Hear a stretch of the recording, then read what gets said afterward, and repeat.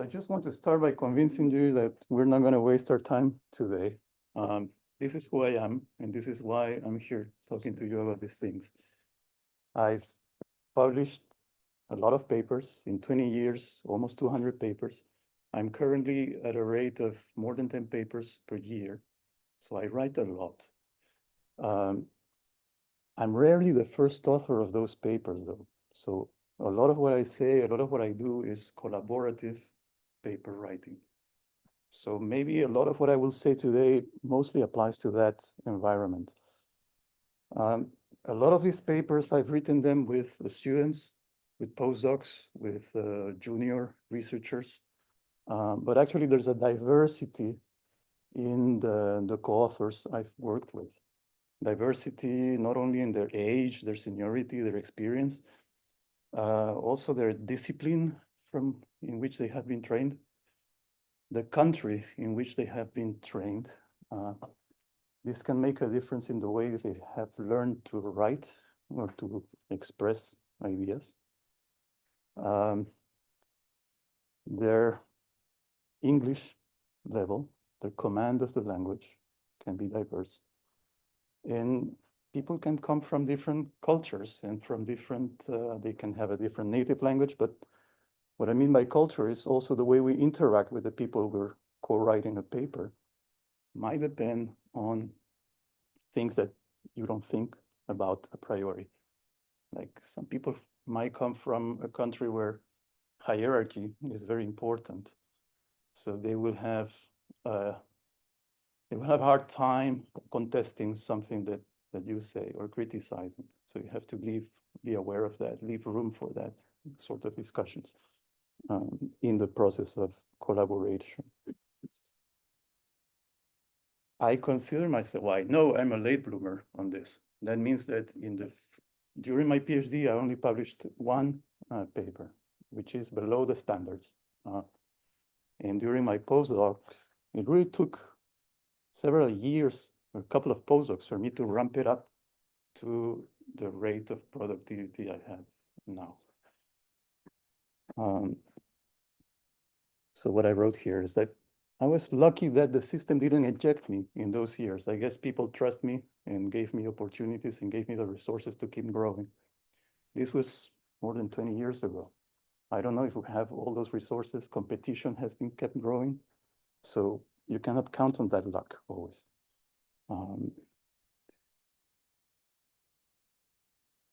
I not only write, but I read a lot and I review a lot. I review at least 1 or 2 papers per month or proposals or tenure track cases. I have to write reports for that and review those ideas, those papers, those proposals. I've been associate editor of JGR, Solid Earth, for almost 10 years. I'm no longer associate editor. There's a lot of work. And not only I write papers, but I also write other things like recommendation letters, proposals, project reports, and so on. So writing is really a huge part of what we do. And the caveat for today is that I'm not a great teacher. I'm just an okay teacher, I guess. And I've never learned how to teach how to write. All right. And as a teacher, sometimes I'm gentle and sometimes I'm not. So bear with me.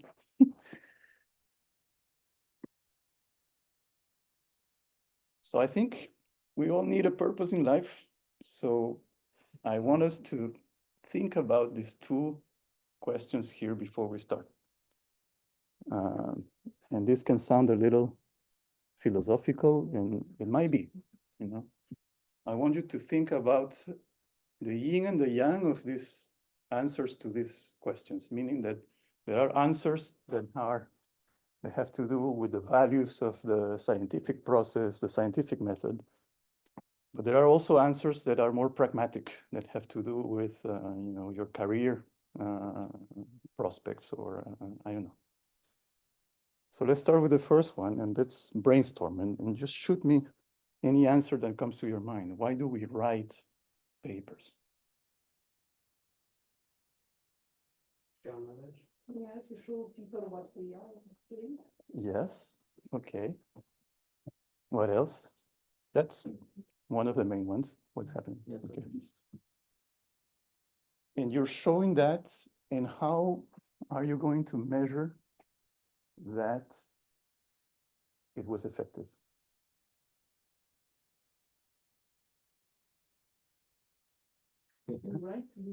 We want to say Yes. citations. And how do you know people are reading you? Because of the citations. Yeah. All right. So we talk about purpose because there are some practical goals in doing this. We're writing a paper and we want that paper to be cited. Other reasons why we write a paper. Like to make science, like to make a state of science at a given point. Yes, you want to advance knowledge, right. To let traces of what we're doing. Yes, you want to put your name on a topic, or you want to record that you did something, just report that you did something. Yes, that's the yin and the yang, that's the practical part of it. You really want to, you need to have publications in your CV to get an academic job. Gotcha. And also on that to kind of document what has been done, what worked out, what didn't work out. Yes. And a bit of stress, but. Yes, that's important. There's a pressure to publish only positive results, but negative results, the things that didn't work out, those are important to report so that no one else does the same mistakes or goes in the same wrong direction. Yes, Matilda. To get funding, yes. You have to prove that you've been productive in the topic so that the agency trusts you, that you are going to keep doing a good job, and they will fund you. Other reasons? Being reviewed. Yes, you want your paper to go through the peer review process. And this is a fundamental part of the scientific method. And you're not going to get that in many other ways than submitting your paper to a journal. All right, let's move to the second question, is why do we read papers? You know what's been done in the past. Well, yes, you want to build on the basis, and you want to acknowledge what others have done. You don't want to reinvent the wheel. Yes. To learn. To learn, yes, the skills, methods to sometimes you read in a different discipline to port to your discipline some approach, yes. To have some new ideas. Yes, inspiration. You get inspiration from reading papers. Yes, of course. And to understand things that we are working on, sometimes papers that we are reviewing because it's outside of our expertise. Right. Advance your knowledge. Learn.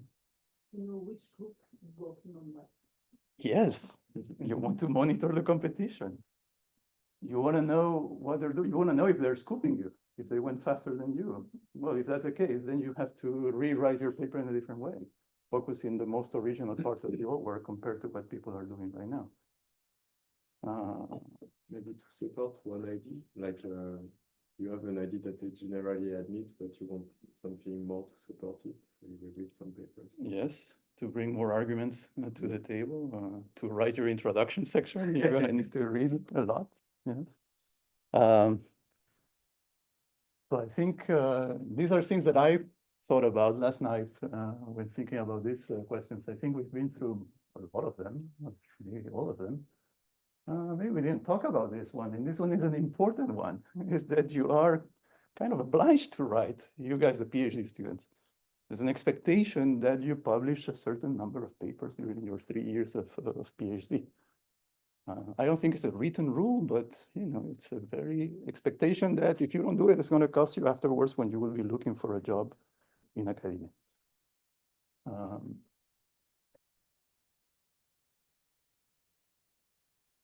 As I said at the very beginning, I only published one paper, and here I am. So there's always some hope. But I wouldn't recommend going that route. it was hard work. Get credit for an idea, we talked about that, demonstrating, yes, for, etc. Yes, we covered all of that. Why do we read fascination, inspiration, monitor, peer reviewers? Yes. We also read papers because we have to when we are reviewing other people's work. Hello? Yeah. I had one point for why you may want to write papers.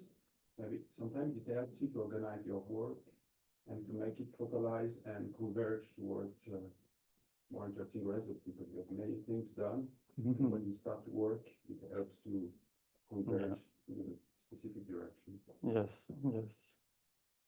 And this often happens when, actually, when you're writing a proposal, you're kind of forced to go also through all that process. And once you put all that effort, you might as well write a paper about it. It's a good idea. One more question. How do we read papers? I think this is going to be important also for us to understand how to write a paper.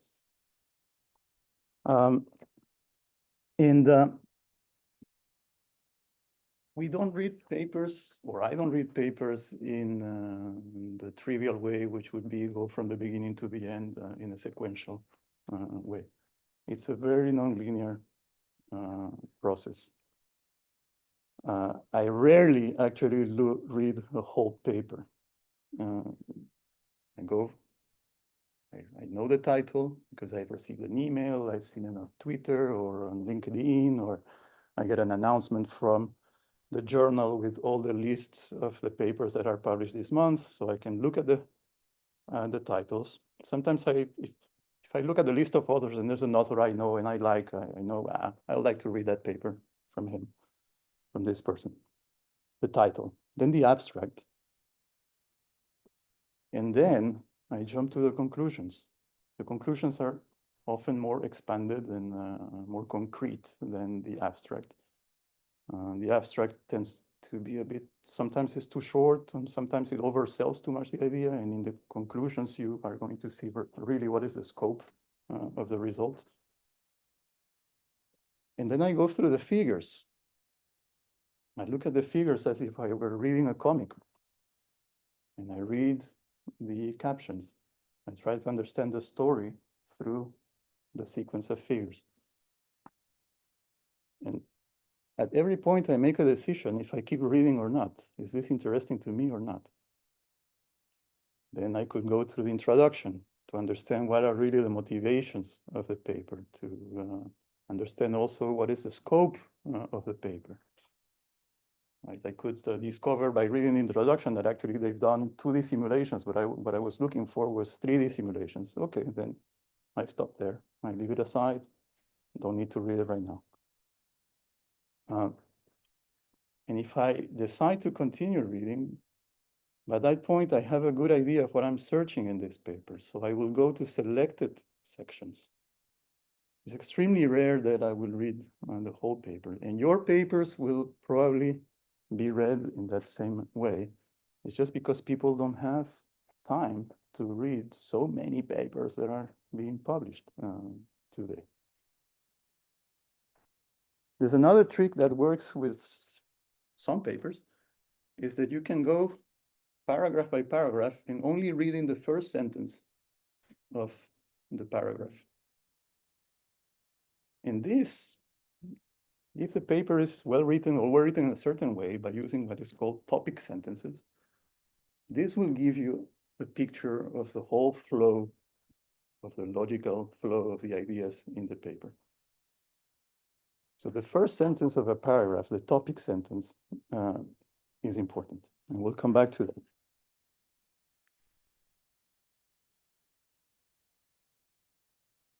We read, we're busy. We're extremely busy, but we need to read. We read while we're in the train, in the airplane, I actually read while I'm cooking sometimes. It's not that I'm planned to do it, but it happens that I have a little break of 5 minutes and I take that time to look for something I have in my mind. I want to search in that paper some answer to some question. And we read, we're sometimes tired, we're sometimes in a hurry when we're reading a paper, so we're sometimes not extremely focused. And we is your readers, but also your reviewers, also your associate editors and editors. They're very often in these same positions.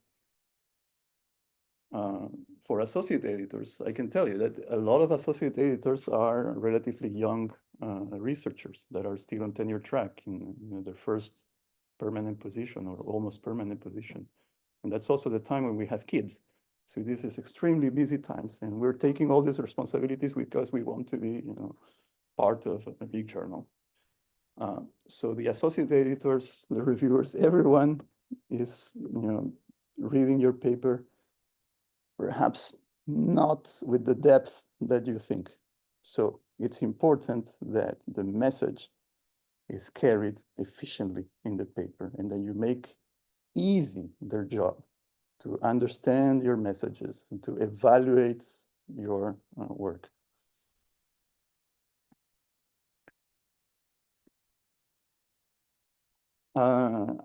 Because I've talked about reading, here's a little resource I have online, a list of the papers I would like to read this week, and then I keep it. This list goes for 5 years or 6 years. If you don't, well, and I get these papers to read and titles from multiple resources. So if you don't have time or the experience to scan all these sources of papers and information, you can just go to my link and look at papers in seismology. Of course, these are the papers that are of interest to me, but you might find there some papers that are of interest to you. Resources also, this talk or a big part of this talk is written in a Google document. You receive the link with the abstract of the talk. Okay, when do you know that you're ready to start writing?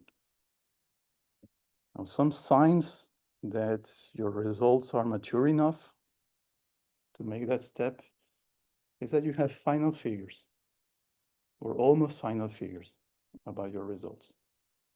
And that by looking at all those figures on the table, you've been able to identify what are the key messages that you want to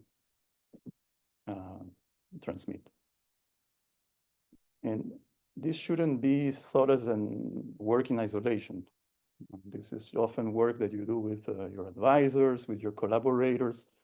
You make sense of your results altogether.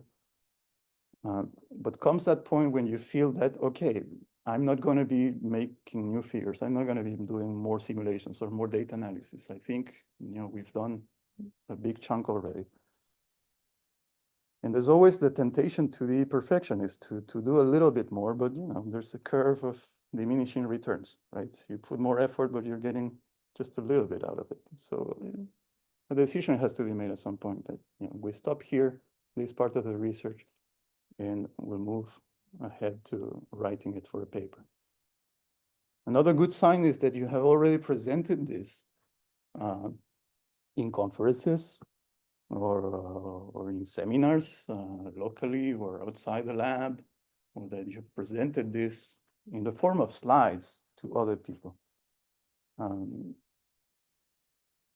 Sometimes we don't have the resources or the opportunity to go to a lot of international conferences, but there's people who visit Geoazur. So take the time to meet them and show them your work. That's a little bit of practice.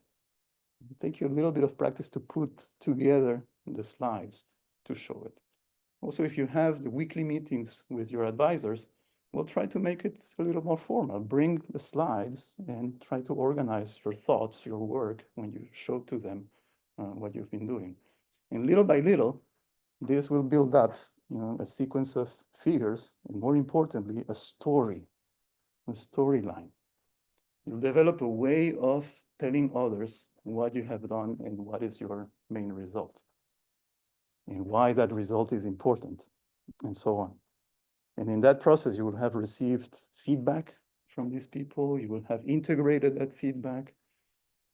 And you will feel that, you know, there might be a little loose end here and there, but that's okay. Those are minor aspects. I think at that point, you will feel that you're ready. Or someone will tell you that you're ready, your advisor probably. So what's a step zero right after that? You meet with your inner core of co-authors.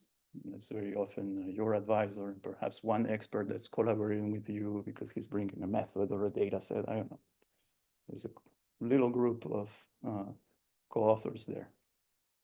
And you have to decide a few things about the strategy for publication. Are we going to present this in a single paper, or are we going to do multiple papers? Here the decision comes, you don't want to have more than 3 key messages in a paper. So sometimes it really because otherwise the messages get too diluted and they get lost. So sometimes it makes sense to break up things in smaller pieces. The format. Are we going to be writing a short article or a long article? A short letter is an article that's just 4 pages. Think about a GRL paper. And a long article, well, a JGR can be 12 pages, 10 figures. What kind of journal you want to aim for? This can have an impact on the way you write the paper. Is it going to be one of the big journals that are very general, like Nature or Science, or you want to go to something that's general, one of the best, like JGR, Solid Earth, which is still general because it covers the whole geophysics? Or do you want to go to a journal that's in your specialty? You want to write a paper for seismologists. So you have to choose your audience, and because that will have an effect on how you write some parts of a paper, how you organize the paper. Obviously, for example, it will have an impact on how general and pedagogic you have to be in the introduction section, right? If it's for a very broad audience, well, you're going to have to, introduce a lot of the concepts. If you're writing for a very specialized journal, well, they all know all the concepts already. Some papers in Nature, for example, they don't focus on the methods. The methods go in the supplementary material. Like, so the organization of a paper is very different.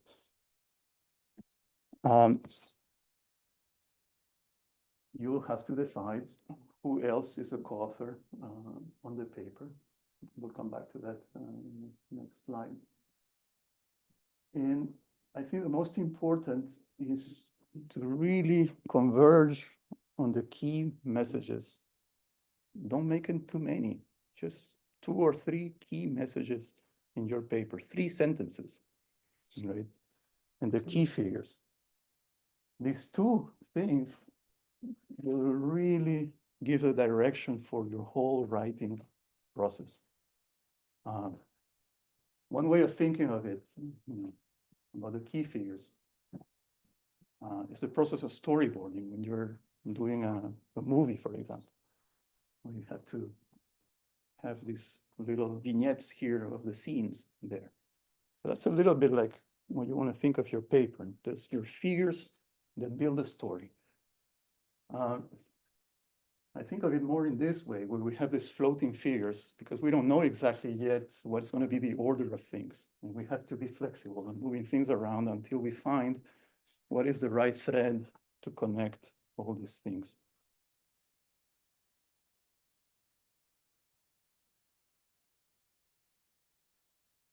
Some journals actually ask you to write explicitly the key points of your papers, and they give you some strict length limitations for that. Okay, it can be only 3 key points, 1 sentence each, not more than 150 characters each. It's a good exercise because it helps you really narrow down all this huge amount of work that you have done into 3 key points and decide what are the things that you are going to leave aside for a future paper. Okay, things that don't have a place in this paper because they don't contribute to these specific 3 key points. We have the temptation to put everything we've done into the publication. But by doing that, we are actually diluting the value of that thing we've done, and we're actually also diluting the strength of a key papers, of a key points. One comment about authorship. This can be, sometimes it's discussions of who is an author and who's not an author. It can be a little delicate. Fortunately, there are some definitions, some terminology, and some journals are actually adopting those terms in a more or less a strict way. Here, for example, there's something called the contributor's role taxonomy or credit. It defines like 14 ways in which someone can contribute to a paper.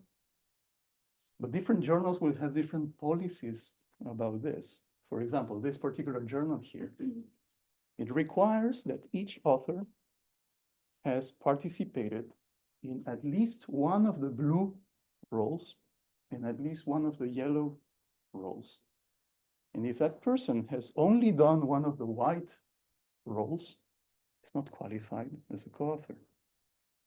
So maybe each journal, maybe each team, maybe each group will define its own policy, but just be aware that if you're in trouble and the discussion starts getting too, I don't know, too heated, there are resources where you can come back and try to formalize things.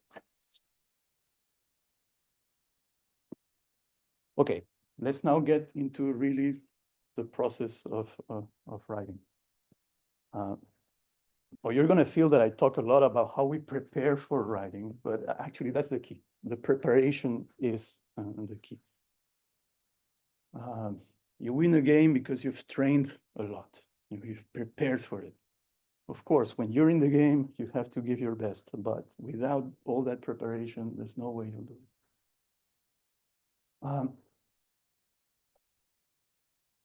I also tend to think of this process as, building a clay sculpture. It's not just clay.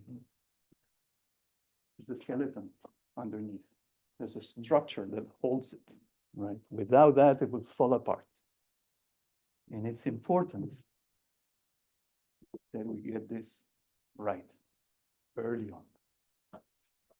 You can iterate a little bit between the steps, but once you're here, it's really hard to come back and modify the skeleton.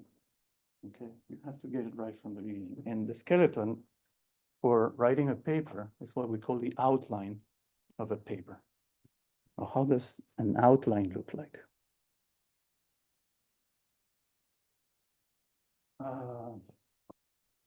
Practical step.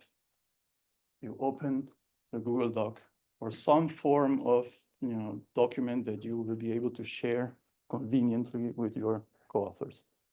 I love working on Google Docs because we can work simultaneously on it. There's all sorts of tools to keep track of the history of modifications, to provide comments, reply to comments, resolve comments. If you go with Google Docs, don't forget to go into this item here and choose to enable notifications by email from all your co-authors. It's probably by default, but just double check that it is enabled. This will send you an email at the end of the day summarizing all the comments that your co-authors have made on the paper.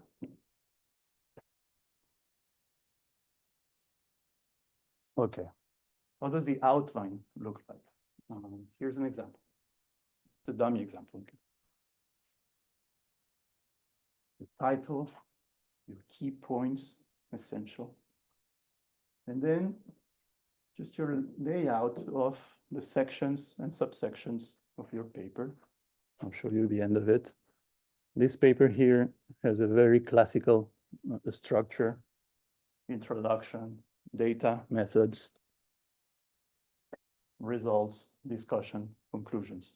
That's very, very typical of a scientific paper where we just want to report that we did something. And then inside each section or inside each subsection, I have bullet points. These bullet points are not meant to be just a brain dump of ideas without order. No. At the beginning it will be, but then you have to start putting some order on this. And at the end, I want each of these bullet points to represent one paragraph in the final paper. All right, so one bullet point per paragraph. And if I'm ready for it, I will write the topic sentence of the paragraph. This is really, you try your best to write, to visualize the first sentence of that paragraph in the way you would like to see it in your final paper. What is a topic sentence? A topic sentence is the first sentence of a paragraph. And it might surprise some, but it gives the conclusion of the paragraph. When I learned about this method or procedure, it came to a surprise to me because, well, I've had a French training. I learned to write and to express myself in a French school, and we were not taught this way. We were not taught to put the conclusion up front. It's probably more of an Anglo-Saxon style. I don't know, I have no idea, but it works very well because it gives you a signpost. When you read the first sentence, well, you know already what you're going to find in the rest of the paragraph. And then you decide if you want to read it or not. You can be happy with that first sentence, and you don't need the details. But it's also that it makes the flow very clear to the reviewer, to the editor, to the readers. So a lot of care for that topic sentence there. Then inside each paragraph, I'm going to take notes of the things I want to have in this paragraph.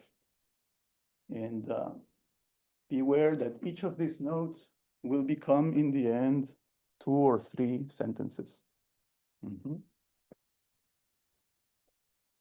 And here, at this level, you can be terse, right? These are basically notes for you, for your small working group. But I guess what's important is that the order of things is robust. For example, you don't start talking about something that you haven't defined before, or you don't use a notation that you haven't introduced before. Those sorts of things, this is where you start thinking about order and structure.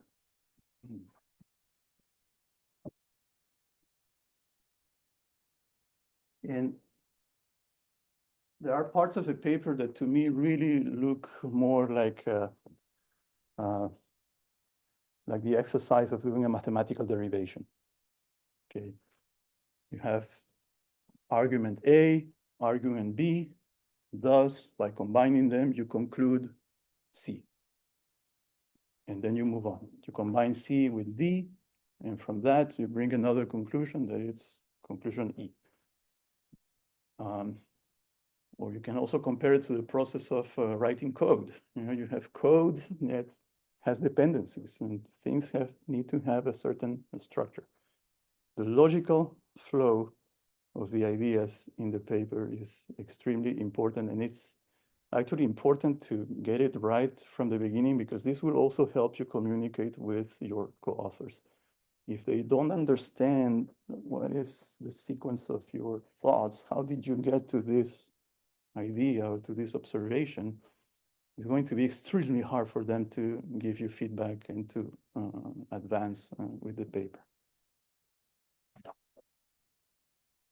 I also have at this stage already in the placement of the figures. And as I said before, the figures are ready. So at the end of the document, you already have your almost final figures when your almost final captions. So this is what just gives the structure to the paper. Now, just like reading is a nonlinear process, writing the outline is also not linear. I often start with the key points, thinking about the key questions of the paper and material for the introduction, highlighting what is really original in what we have done, right? And then I start drafting the outline of the conclusions, which are more expanded form of the key points. And maybe there's some more ideas that go there, but you have to keep this hierarchy. The key points that you put at the beginning of your paper as a preamble, you have to be a good image of the key points that you're putting in your conclusion. Sometimes I see a disconnect between the importance that is given to certain points in the conclusion and the importance that it was given by declaring them key points at the beginning.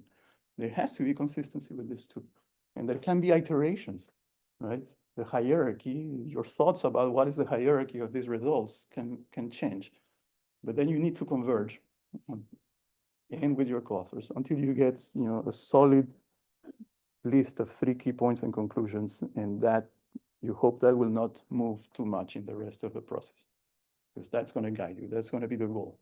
You want to write to demonstrate those key points and those conclusions, and everything else that is not needed to demonstrate that, you just keep it out of the paper.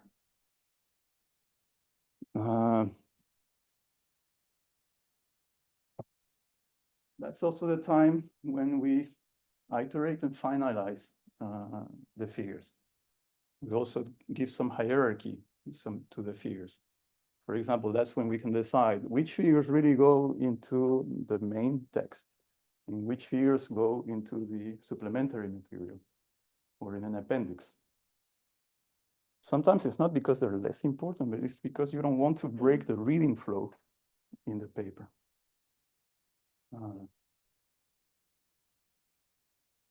This one, to make an iconic figure, that one is important mostly when you're aiming at a nature, geoscience, science, nature paper. But actually it's a good idea in general for any paper to have one figure that is a little more conceptual representation of your main results. It can be something like this, where you put some artistic touch to the thing so that people will feel inclined to grab your figure and put them on their slides when they're giving talks and when they're giving lectures. And that's another way of disseminating your work.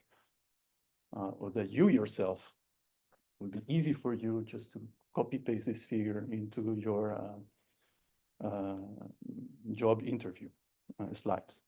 Okay, it's figures that provide a message very visually, very quickly, perhaps even to people who are not experts. Or it can be a little more technical, something like a diagram that just summarizes, synthesizes all your results in a more simple way. I think those are important. And then I'll go into the outlining the other sections. I feel that these 3 here, the data, the methods, the results, those are the easiest ones to write, right? You've been riding your bicycle, and you know it very well now. You've seen every millimeter of it, so you know how to write this part. When it gets harder is perhaps when you go into the discussion, the introduction, especially if you're still an early career researcher, you don't have yet a broad overview of the topic, so you might be missing some things that you haven't read or some historical facts that you're not aware of. Anyway, so that's where working with your collaborators will help you expand and flesh out the material for the discussion and introduction. A checklist. Important, each paragraph has a topic sentence. I need that for my outline. That there's each idea that we need for the paragraph has been summarized and captured in the outline as a short note. You don't want information to be missing. You don't want to find that, you presented something but without defining without defining the horizontal axis of a figure, for example. Balance. Having the outline in front of you actually helps you visualize the balance between things. If there's a paragraph that doesn't seem to have many ideas on it, well, it's very likely that that paragraph will become just one sentence or two sentences, and it's not going to be balanced. Some people like balance, some people don't care, but usually we aim for balance. You want to have all your figures cited in the paper in a logical way. At this point, you want your captions to be complete. And you want to watch for redundancy. We want to eliminate redundancy. For us who have native languages are Latin, we tend to be very verbose when we talk or when we write. We tend to emphasize and re-emphasize things. English and scientific English is the opposite of that. It's just be concise and go straight to the point.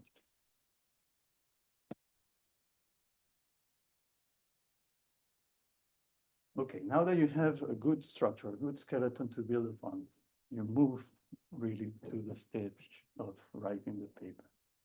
And here you can do it in Google Docs, for example. You open a new Google Doc, don't scratch your outline.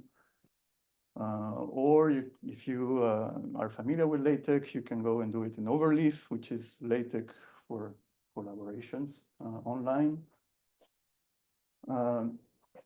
And as you work on the paper, keep your outline side by side. You are going to be expanding this in the way we said. So the topic sentence is already there. You already worked on it. With these ideas, you're going to be turning each of these notes into 2 or 3 sentences.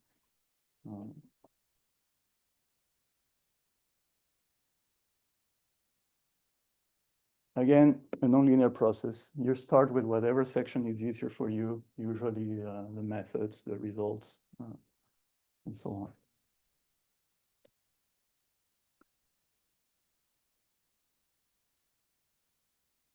You're aiming to have a first draft that you can share with your core group of co-authors. You don't need to be, for that first draft to be extremely polished. But it is very, very important that at least it is grammatically correct. You don't want to mislead or to confuse your collaborators. This can waste a lot of time. So punctuation, be careful with punctuation. Be careful that your sentence has a subject and a verb. Okay, it sounds basic, but I see a lot of drafts that are a spaghetti of disconnected ideas and sentences that don't finish. And then when you read that and try to help your author, you keep trying to double guess what the person meant. And it takes a lot of time, a lot of effort, and it's not productive. So try to be grammatically correct at that stage. Already talked about fighting redundancy, keeping things simple. Sometimes we tend to pile up ideas into a very long sentences. Break it down into separate sentences. This is always useful. And now really comes this stage when you have iterated a lot with your collaborators. Iteration might have happened in person, or it might have happened through the Overleaf document online. They'll just keep going and highlighting and putting comments and modifying things. And it's your responsibility to react quickly to those comments. Okay, don't let the paper and don't let a comment sit there for a week or a month. Try to be very agile with it. Because very often your collaborators will have a multitude, several layers of comments that they want to make.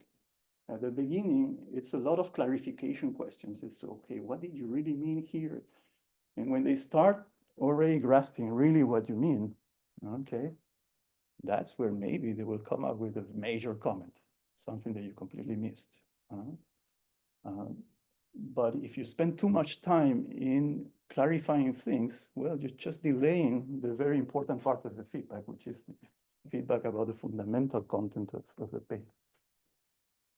So make it easy for your collaborators. You can use tools, not only to write collaboratively, but also tools to manage the bibliography. That it can take a lot of time if you do it manually. Software to correct the grammar and even the style of your writing. I never used any of this, but I hear from people younger than me that there are ethical ways of using ChatGPT. For example, you can take one paragraph one by one and ask ChatGPT to help you rephrase things in a more concise way. Okay, you're not asking ChatGPT to write your paper. You're asking it to fix the grammar and the conciseness of the paragraph. All right, sorry. So I think I'll finish there. This is the picture I have in mind when I write a paper, and if there's one take-home message, is to really, really spend a lot of time in the preparation phase of the structure of your paper. Thank you.